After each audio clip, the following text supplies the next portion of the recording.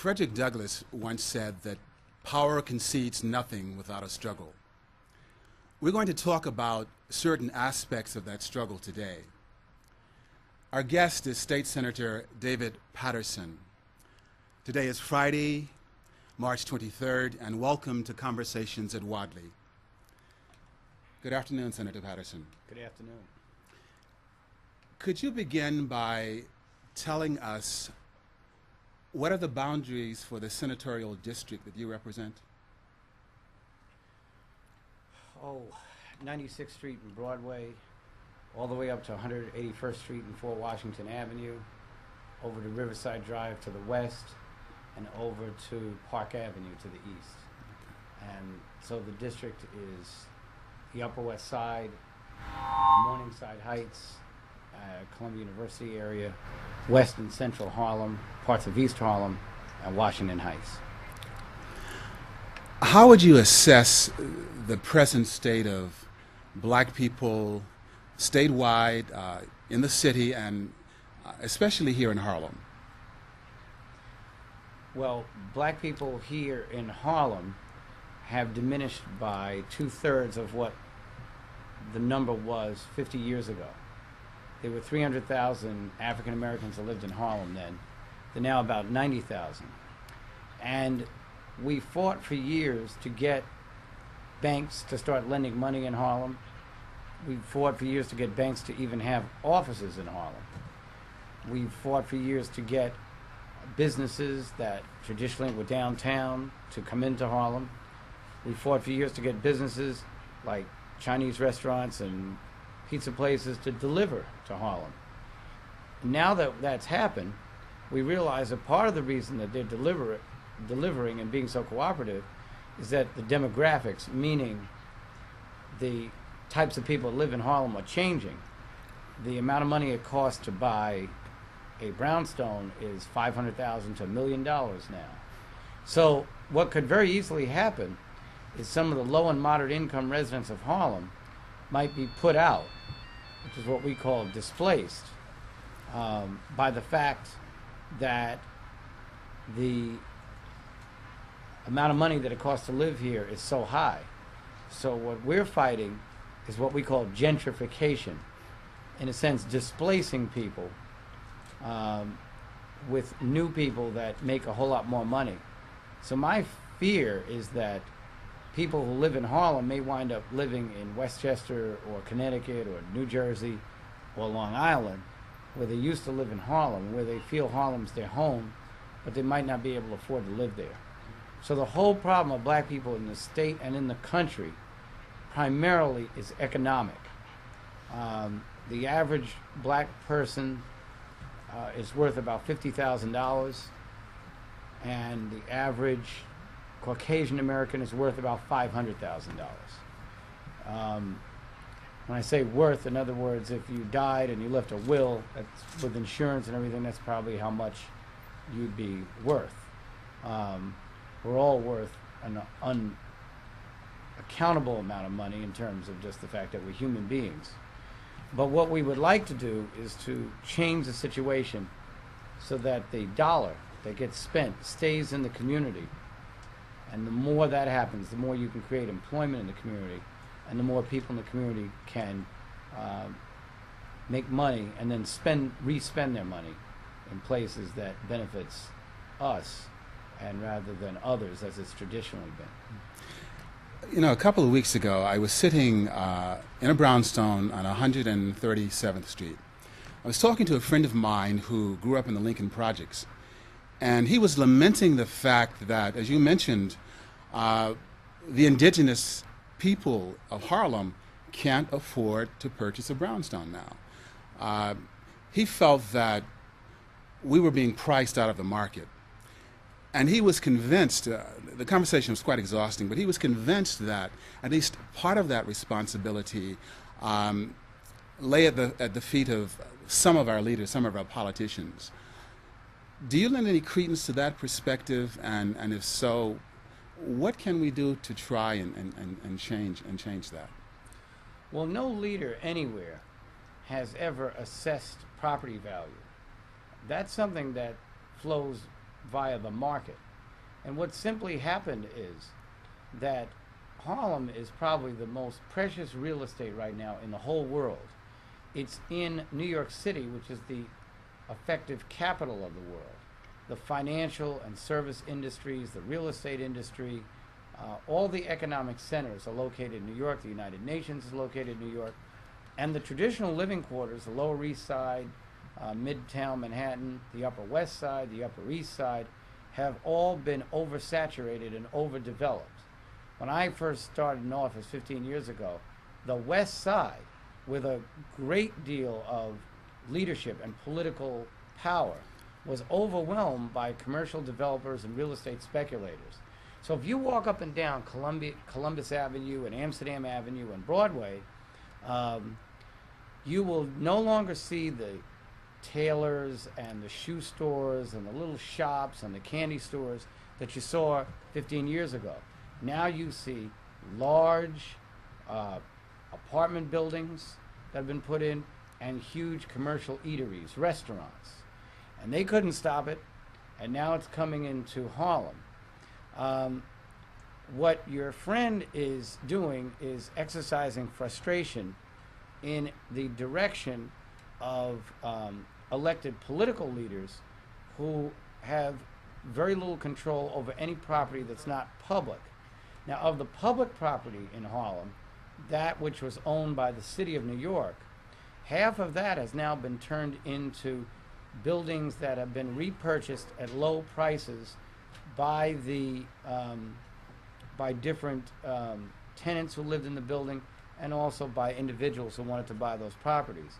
But what's happened as time's gone on, as they've become owners, they are susceptible as any other owner is. If somebody comes in and offers you more than you think the value of your house is, you probably take the deal.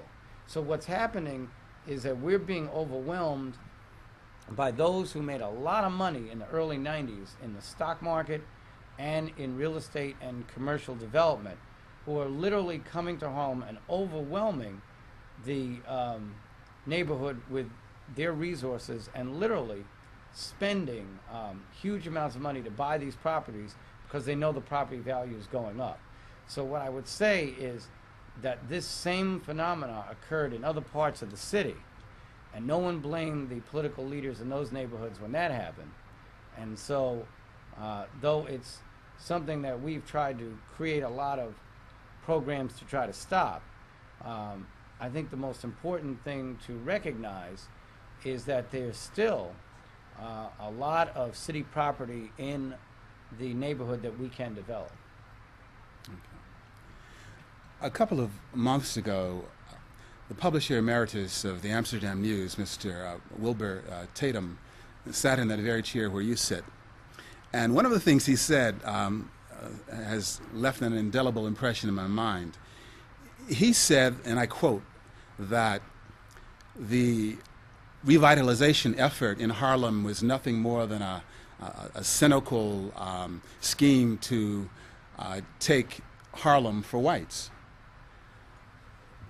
That statement caused some controversy, I might say. Do you share that perspective? Do you share that view? Do you think it is a cynical scheme to take Harlem back for Caucasians? Well, I don't think it makes a difference whether it was a scheme or it wasn't a scheme. I think the important thing to look at is the results. And as I pointed out, the black population in Harlem is 1/3 what it was 50 years ago. The value of earnings of the people moving into Harlem is higher and higher. White real estate developers and speculators are in Harlem now. They've got offices.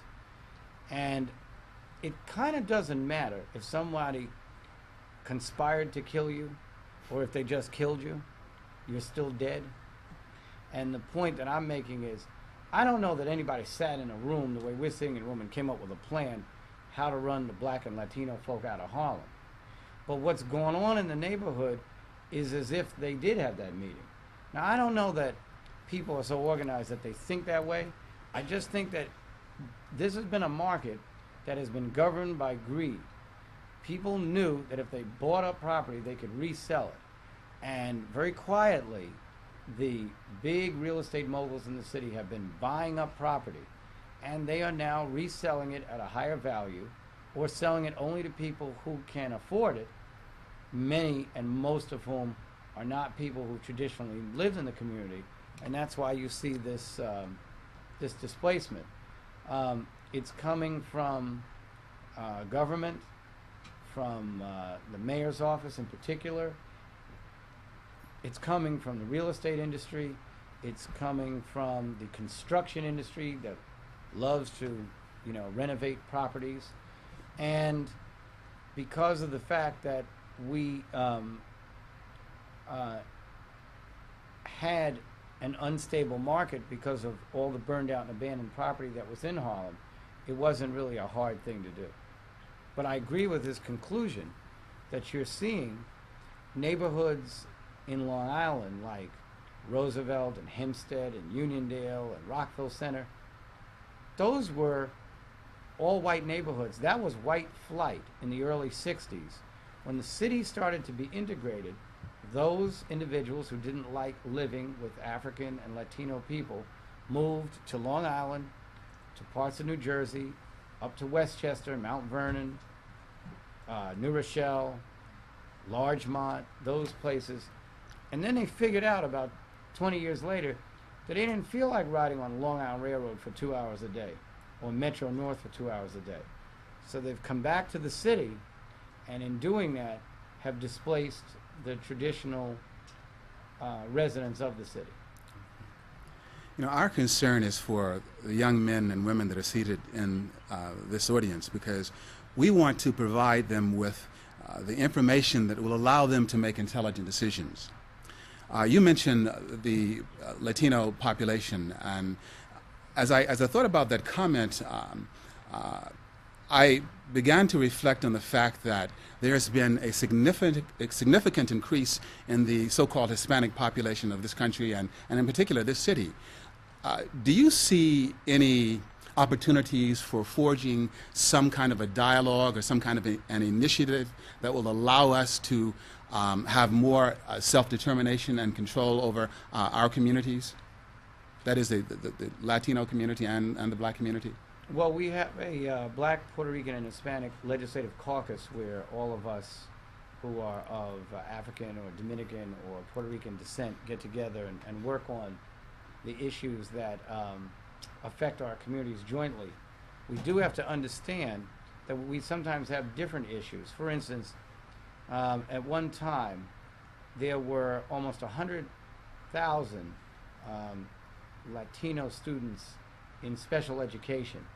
Most of them were in special education because they didn't speak the English language well, not because they really had any learning disability. And we found that of the black students in special education, that 80% of them were black males. Now, if you have a learning disabilities come to human beings equally, whether you're black or white or Asian or Hispanic. So why would 4 times the males be in special education than the females?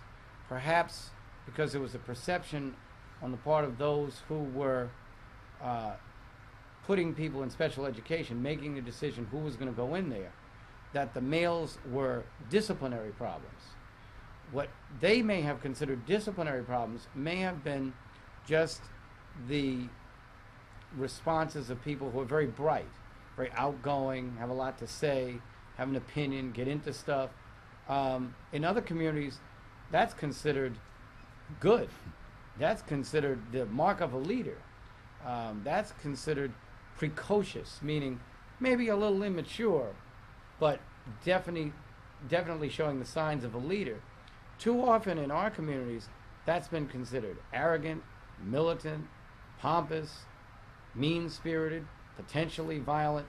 That's how you get into special education, just because you happen to be a little bit outgoing, a little cocky.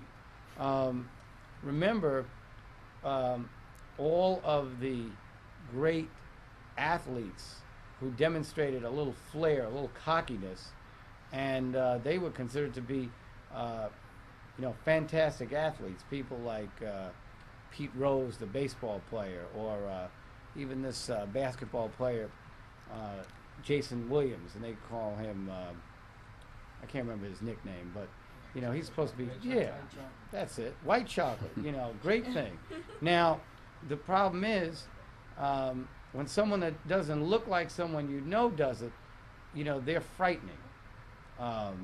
And so these are the characterizations that people get. And because in minority communities we've been equally characterized, what the result of that has been is that we've had to forge coalitions with each other in order to fight it, because we haven't always had the resources, the media perception that other neighborhoods have had. Okay. I'm going to ask you to indulge us for a minute and give us a civics lesson. How is the business of government conducted in Albany? What is a typical day like for Senator Paterson? Well, we have two branches of government in the state. One is the state Senate, one is the state Assembly. Please don't feel inadequate if you don't know that. I can assure you, your teachers don't know it. There are 61 state senators. There are 150 assembly members. We each cover districts of the same size. A state senate district covers about 300,000 people. In the Senate, there are two major political parties. The Republican Party is in the majority. The Democratic Party is in the minority. I'm in the Democratic Party. Each party has a leader. Their leader, you may have read about in the newspaper, his name is Joe Bruno. Our leader's name is Martin Connor. I'm the deputy to Martin Connor. My job is to debate bills on the floor of the Senate. When the bills come on the floor, the majority party, the Republicans, determine what bills come out. So it's likely that we vote against a lot of the bills. We debate the bills, and here's one of the real key points about the legislature that people don't know. I don't know who gets persuaded by debates. People come to the debate knowing how they feel. At the end of the debate, they feel the same way. So what the debate becomes is not a place where you try to persuade people. It's really a place where you try to make a record of what your point of view is. So hopefully in the next election, you can tell the public how your colleagues voted and how they feel about things, so that if eventually you would hope that people who feel the same as you would get elected to those seats. And then if we were in the majority, there are a lot more things that we actually could accomplish. So also part of my day is getting visits in Albany from groups that want to talk about the number of people who need health care but don't have any insurance, the number of children who are younger than kindergarten age who need an early education to give them a nice head start. We call it pre-K. People are fighting issues like poor housing, substance abuse, AIDS, and other problems that we have in our community. And then when we have these meetings, we pass every year, supposedly on April 1st, but we are always late, we pass a budget. And the budget shows how much money we have to spend and where we're going to spend it. And we have to compromise and work out what areas require the most money. So it's lawmaking, it's negotiating on budget when I'm in Albany. Then when I come back here, I'll see many of you. Heat and hot water complaints, people's apartments don't have it, problems trying to get a job, problems getting the police department to cover perhaps drug dealing on your block. We try to intervene and get the police departments to do it. Or sometimes people who are coming and they want to know what are the available apartments in the area, and we try to help them find apartments. So basically, if someone comes in the office, if they have any kind of problem, sometimes they come in with legal problems. Someone is getting divorced, they need a lawyer. We try to help them with that. Now, I realize there's some constraints in your time, so we're going to move along, and if you could just indulge us for maybe a couple of more questions, we'd appreciate it if you Sure. can. One of the reasons why I posed that previous question is that these young people in this audience represent our future, and they're bright and energetic, and all they need is a little bit of advice and an understanding of the system that we operate out of. And I think that perhaps some of these young people might have a desire to pursue a career in politics. What advice can you give any of these young people who may be wondering how they can gain access to those circles which will allow them to pursue politics as a political career? Well, the best advice I could give you has to do with the fact that after I finished high school, I went to Columbia University, which is about 10 blocks from here. And when I was going to Columbia University, I went to school with this guy who never, I mean, whatever we were doing, he never would put any money into it. In other words, if we had a party, you couldn't get that brother to give you $5 to try to go out and get refreshments for the party. But he always talked about what he was going to do, these plans he had. He'd like to set up programs for children and that kind of thing, because he was going into banking, investment banking. Well, he's gone on to become one of the leading investment bankers in the city of any color. My man has a house somewhere in Massachusetts. He has a house in upstate New York. He has a big apartment around here. And I still see him places. He is still the cheapest. I can't even finish that sentence because we're on television.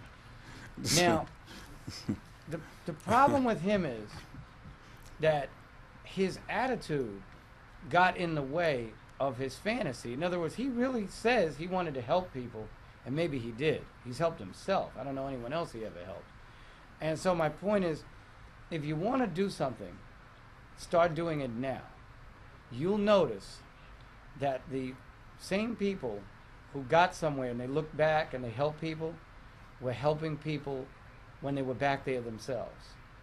So my advice is, don't forget where you came from, but don't wait until you're in some place where you can really help in a big way. Help in a small way. The same people who maybe never had much, but they'd always give you a little. When they got a lot, they'd give you a lot.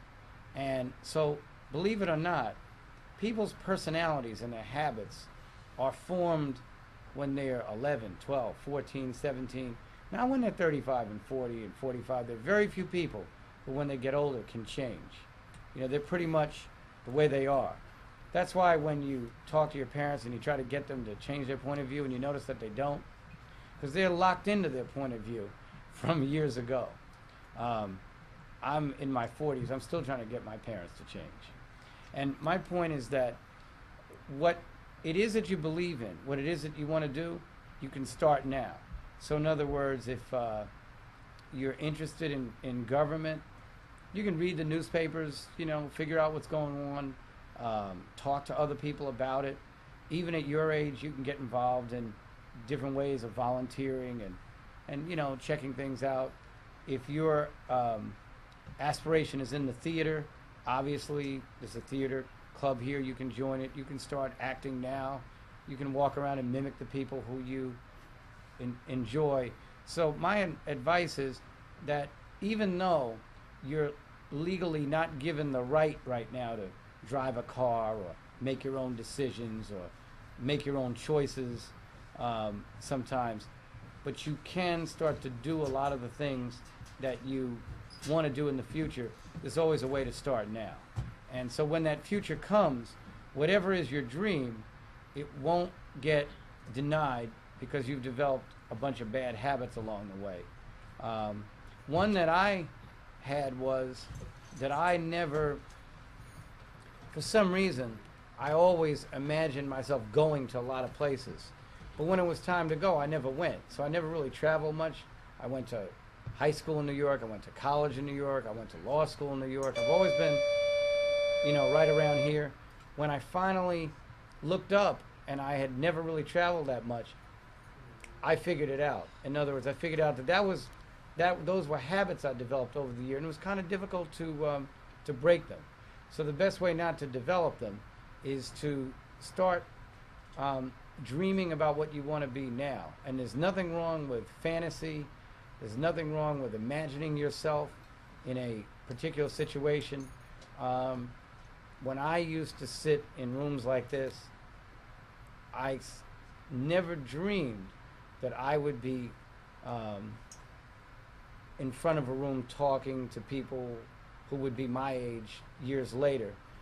And the thing that bothers me is that I didn't think about that. Why shouldn't I have thought that I could speak to school students at that particular time? So I'm hoping that you won't make the mistake I made and not believe in yourself. You can pretty much do whatever it is that you want to do, but the first thing you have to do is to believe in it. We're going to give you a chance to ask Senator Paterson some questions because he's going to have to leave shortly. So I'd like you to think about any questions or any concerns you might have so that you can put them before him now. Senator Paterson, while these young people are getting their questions together, I have a question about Mr. Giuliani. As we all know, his reign of terror is about to come to an end. I've thought that he was a very mean-spirited individual, and I haven't seen anything that would convince me otherwise. Do you see on the horizon any candidate, be it the Bronx president or Mr. Vallone or any of the other possible candidates? Do you see, or which of them, I should say, do you think will look at and govern all of the communities of New York with the most equitable perspective? Do you support any of those candidates? Well, compared to Mayor Giuliani, I'll take any of them. And they have different strengths. There are 4 candidates. Peter Vallone, who is the Speaker of the City Council, I think he probably could run the city the best. Alan Hevesy, who's the controller, probably has the best reputation for getting things done. Fernando Ferrer, the Bronx Borough President, I think would be the best person for the city. I think he knows all the neighborhoods, isn't afraid to go to them, has friends in all the neighborhoods. I think he understands people better than everyone else. And Mark Green, who is the public advocate, and when he ran for public advocate, he beat me for that office. But just to show you that there are no hard feelings, he probably has the best vision for the city.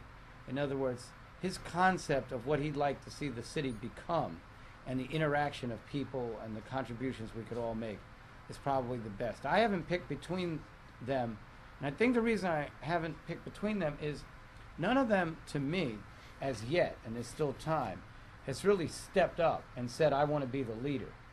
They've all stepped up and said how they're doing in the polls and how much money they raise, how many people are supporting them. But sometimes when you want to be a leader, you have to step up and do something a little differently than maybe other people did it, and you have to stick to it. What happens to too many politicians today is they stand up and they say something only after they think it's safe. Now, the greatest leader this country's had in the last 50 years, Martin Luther King, never checked the compass to see how he was doing. He never looked to see whether people were clapping to get an idea how he was doing. He did what he did because he thought it was right. And if it's good enough for you, then it's good enough for you to say. Mentioning Martin Luther King, it's interesting. In the 60s, I recall his having said that black people, or the condition of black people, would never improve so long as a Negro in the South couldn't vote and a Negro in the North felt that he had nothing for which to vote. And I think about the appalling, the dismally low number of persons from our communities who turn out to vote. The Giuliani administration is a good example when he was running against Mayor Dinkins. Had we turned out in greater numbers, I dare say that perhaps Giuliani would never have come to power. So I'm concerned as to what we can do to let these brothers and sisters here realize the gravity of the situation? What can we do to help them to realize that they control their destinies, particularly with the rise in the Hispanic population? I'm really concerned about that because they need to know that in order for us to take control of our lives, we need to do this by any means necessary. Well, earlier you were talking about a friend of yours who blamed issues involving housing on the elected officials. And I was pretty defensive of myself and my colleagues because that is an area that is a money area, and money is going to beat politics every time. But now you've touched on an area where I definitely have got to blame my colleagues, and it had to do with the re-election of Mayor Dinkins in 1993. In 1989 is when David Dinkins got elected mayor. 1993 is when he got re-elected. 1989, we had a grassroots operation in our communities, black and Latino. David Dinkins won 97% of the black community, 72% of the Latino community. People voted in high numbers, and that's how he won. 1993, it's my opinion that my colleagues took our people for granted. We didn't campaign there. We didn't send literature there. And the thing you have to remember about black people and Latino people is like everybody else, we are consumers. If you want my vote, knock on the door and ask for it. Send me a letter. Get on TV where I can see you. And because of the fact that we had so many new voters, they don't identify as much when you see people on TV. You've got to campaign in the neighborhood, put campaign offices in the neighborhood, and the vote was down 8% in 1993, and that's why Giuliani won. If the vote had been the same, you'd never known some of these things that Giuliani would eventually do. But in the year 2000, we learned our lesson. The vote in November, the turnout in the minority communities was as high as it was in any of the white communities. By ethnicity, the highest vote came out in the African American and Latino neighborhoods. So we were all set up to get blamed for Al Gore losing. Al Gore lost on his own and didn't have anything to do with us because we turned out in huge numbers. Now, maybe if somebody had the voting machines working all right in Florida, we would have noticed that the election had a good result. But one of the things that I am very much against is not only blaming our leaders, but blaming ourselves. We have an immense opportunity. Those of you who are younger and those of us who are getting a little older, if we start to look at who we are and what we can be, and I think that those numbers turning out the way they were in the presidential election last year, if we do it again this year, we will choose the next mayor. It might not be exactly the person that we would have wanted, but it'll be a whole lot better than letting someone else choose, which is what happened 8 years ago. Okay. Thank you. I know that the senator has to go now, in a few minutes, I should say. He's graciously, though, considered to entertain a couple of questions from the young brothers and sisters here. Can you step up to the mic and pose your question? Yes, sir. We're going to ask you to step up to the mic, though. Yes, sir.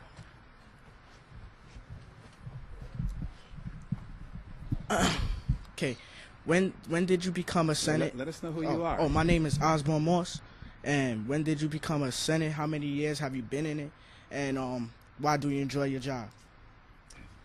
I became a senator in 1985. The senator who was in office before me died in office, and I ran for his seat, and people told me that you're probably too young and you won't win, but it would be a very good experience for you. And I believed him.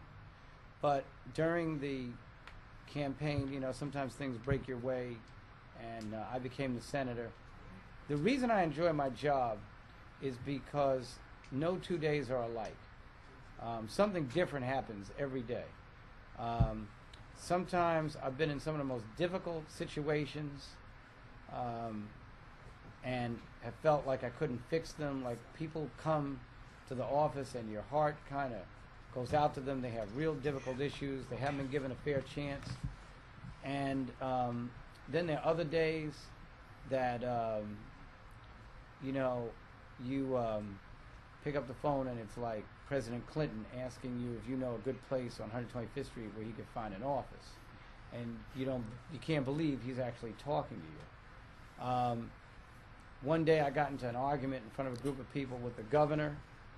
If I do say so myself, I destroyed him. He didn't know what he was talking about. But the same night, I went to a parent-teachers conference meeting, and this lady got up. I don't think this lady, she was a parent, had ever finished high school, but she wanted to ask me about how they never let black and Latino students into the gifted and talented program. And I was telling her the way the process works, and she told me that's not the way it works. So I re-explained it to her, and she said that's not the way it works, and she started explaining it to me. And I realized that she had read that section and knew it by heart. And I was getting my butt kicked in front of 200 parents.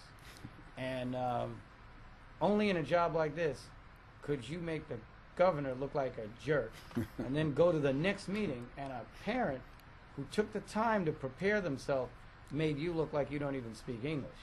So I didn't like the second experience.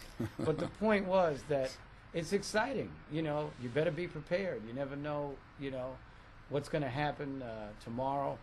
In 1990, I did a voter registration rap concert right in front of the state office building on 125th Street. And none of the other elected officials would be involved. They thought there was going to be violence there. I thought there'd be about 5,000 kids there, and we got some security. We didn't think there'd be any violence. There were 35,000 kids there. And as a result of that concert, I became very popular in the industry because I had given them that chance to perform because they had to have permission to use state property. 1991, everybody that ever got elected to anything was there taking credit for the fact that it happened. And it made me feel kind of proud that I had believed in these young entertainers. And the producer was 19 at the time, and he grew up to be Puff Daddy. The interesting thing was he called me to ask me to come down to testify for him. And I was like, well, you know, Puff, we got to be in Albany a lot this time of year. But I actually did agree to do it, but they never actually put me, mercifully, they didn't put me on the witness stand. But the point is, some of the people you're sitting next to, you never know where they'll wind up. Now, don't tell us where you think the people sitting next to you are going to wind up, but that's what makes the job exciting. Okay. Kevon, do you have a question for Senator Paterson before we... Okay. Young ladies, do any of you have questions? Or any of the young men here? Do you have it? Okay, Benjamin? Incidentally, this young man is an actor. He just finished a role in Soldier's Play, and he's getting ready to do West Side Story. My name is Benjamin Walker, and I want to know if, the way the presidential election is going now, do you think there's a chance for a black person to become president?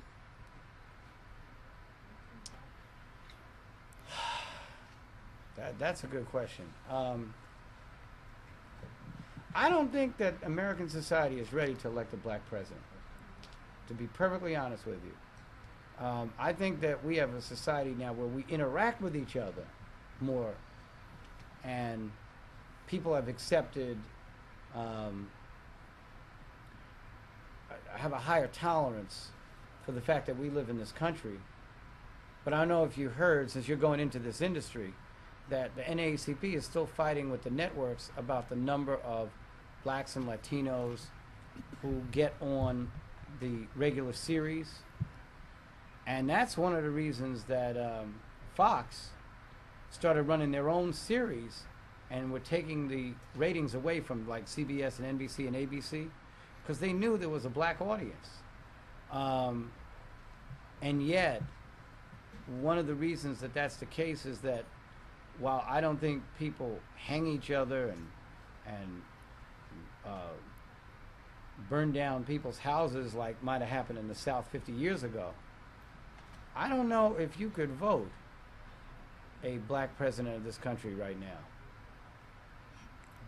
Go ahead. One more question. Benjamin, did you have a follow-up? And you look like you have a follow-up. Okay. He's going to indulge you, my brother. I wanted to know how you feel about the shootings in the high schools.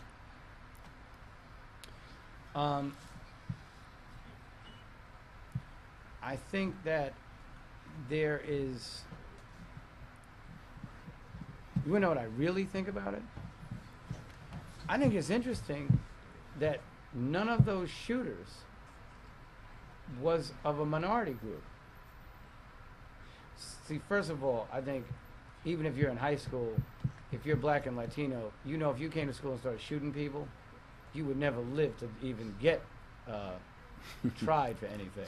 But very seriously, I think that if the shooters, if it was going on in schools in our neighborhoods, they'd be talking about the inhuman people that live in Harlem and the savagery that goes on and the way they shoot and kill each other and that kind of thing.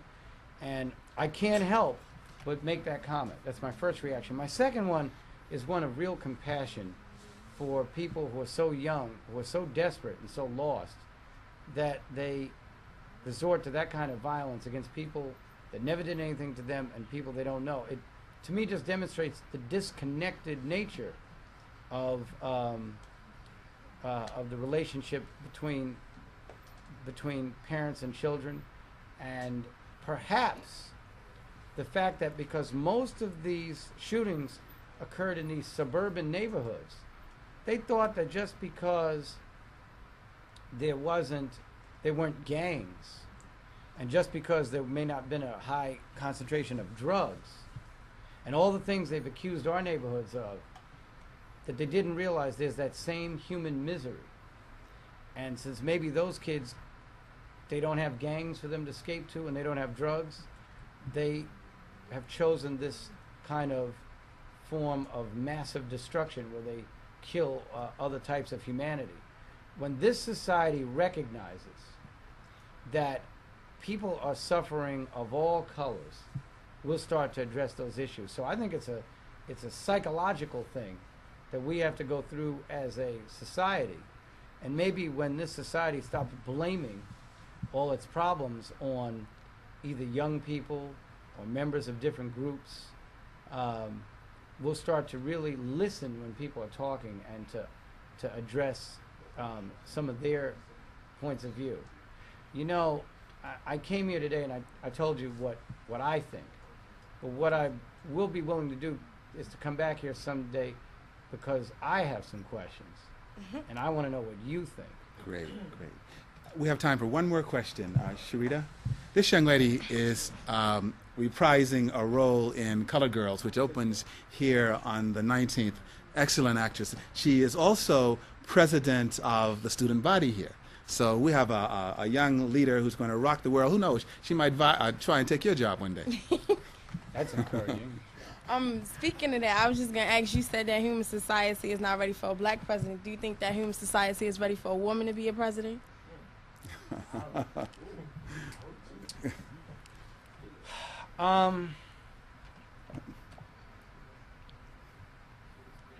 Maybe. I think we'll see a woman elected president in this country faster than we'll see an African American or a Latino. And let me tell you why. You know that there's always been a debate over what they call affirmative action. You all have heard of that?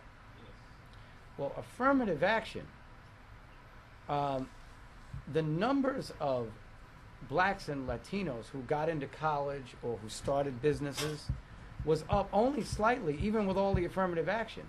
You know, if you hear them talk about it, it's as if, oh, you know, we used to have good jobs, and then these people came and took our jobs, and they didn't score as well as we did on tests. That really didn't happen. The one place it did happen was women-owned businesses. Women are 50% of the lawyers in this country now, but in the next 10 years, women will be 55% of the lawyers in this country. The boundaries for women in business and economics are being broken down, and already a woman has run for vice president, and there are 9 United States senators who are women. There are no blacks. Now, the problem that I think women have in this society is the individual problem of getting respect from men, not only as women, but as half of the human society that can think, that can write, that can read, that can teach, that can be lawyers, that can be doctors, and can run this country.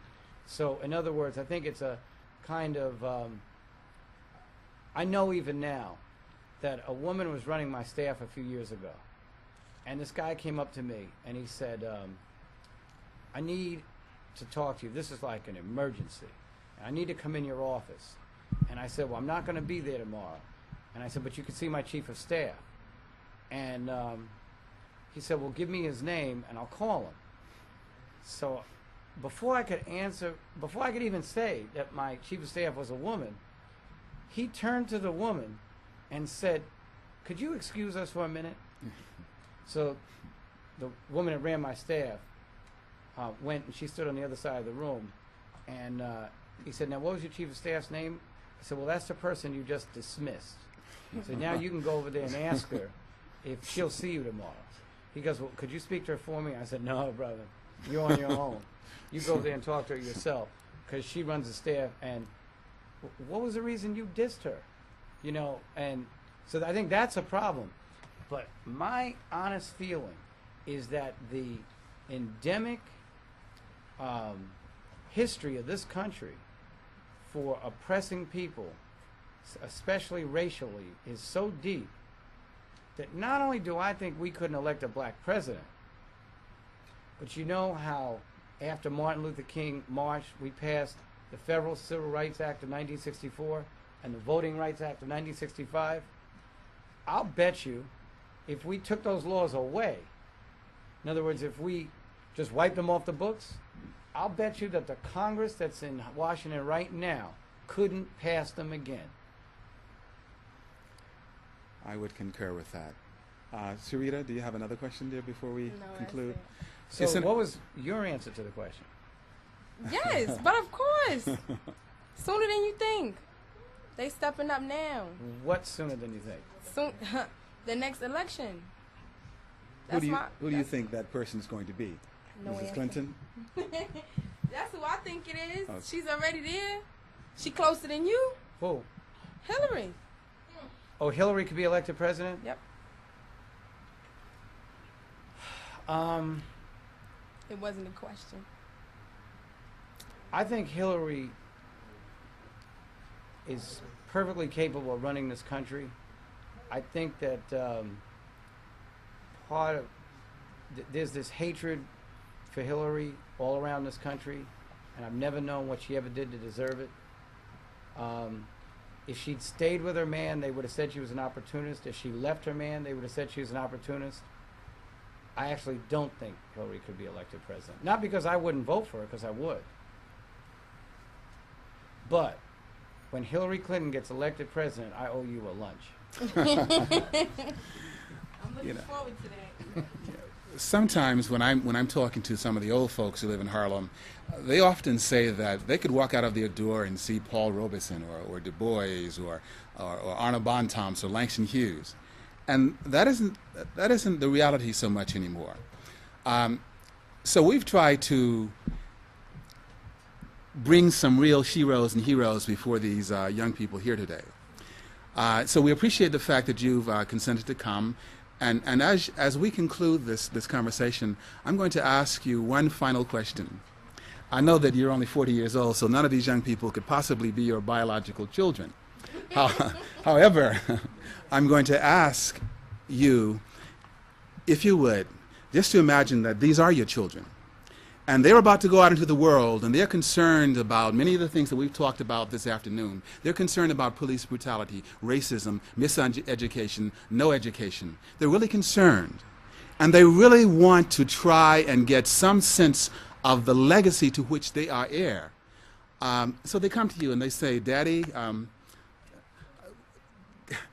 what do we need to do to try and navigate our way through these minefields that we're going to face? What can you tell us about who we are? What do I owe myself? What do I owe my brother, my sister? What do I owe humanity? What advice do you have for me?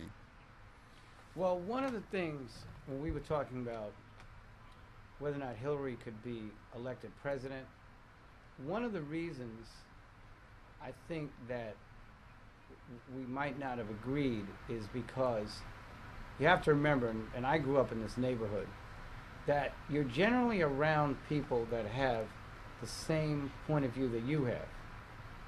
And one of the reasons that we have police brutality is that there are whole neighborhoods of folk around this state who have totally different points of view than the ones we have. And the police, many of them don't live in our neighborhoods. They don't understand our community. They come in here, they believe the stereotypes about crime. They think every young person is a potentially violent person. They think everybody wants to attack the police. They don't understand that we all work as hard as they do, that our dreams are the same as their dreams. And it's that attitude that I think is a little more prevalent in the society than other people might think, who are a little more optimistic.